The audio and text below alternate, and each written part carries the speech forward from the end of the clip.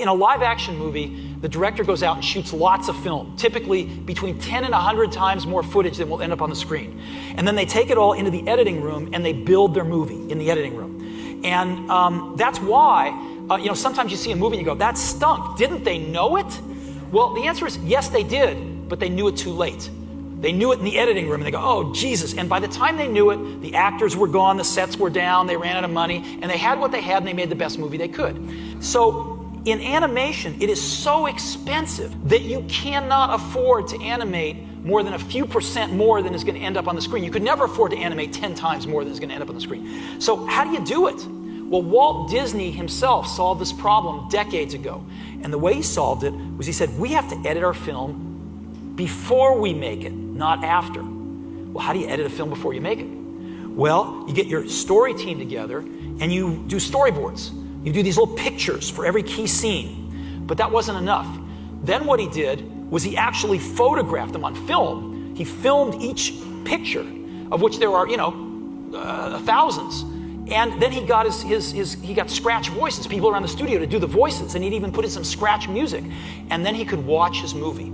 And we still do that today. We use video, we were more sophisticated at it, but basically we build our movie before we make it out of these story sketches, and we video them and we put scratch music and scratch voices so we can watch our movie. And invariably what you think is going to work crashes and burns when you see it in the reels. And you iterate on these reels thousands of times, and only when it works in the reels do you then go animate it and actually produce it.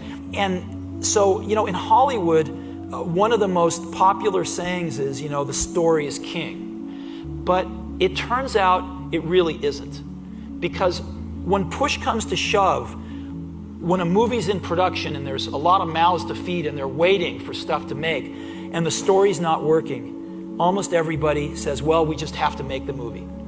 And one of the things that I'm proudest of Pixar of is we have a story crisis on every movie, and production's rolling and there's mouths to feed, and something's just not working. And we stop. We stop and we fix the story.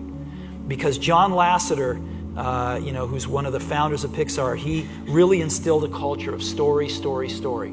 And even though Pixar is the most technologically advanced studio in the world, John has a saying that's really stuck, which is no amount of technology will turn a bad story into a good story. So that's, I think, one of the reasons why we've been so fortunate, is that we get to look at our movies before we really make them and perfect them in reels and then go make them.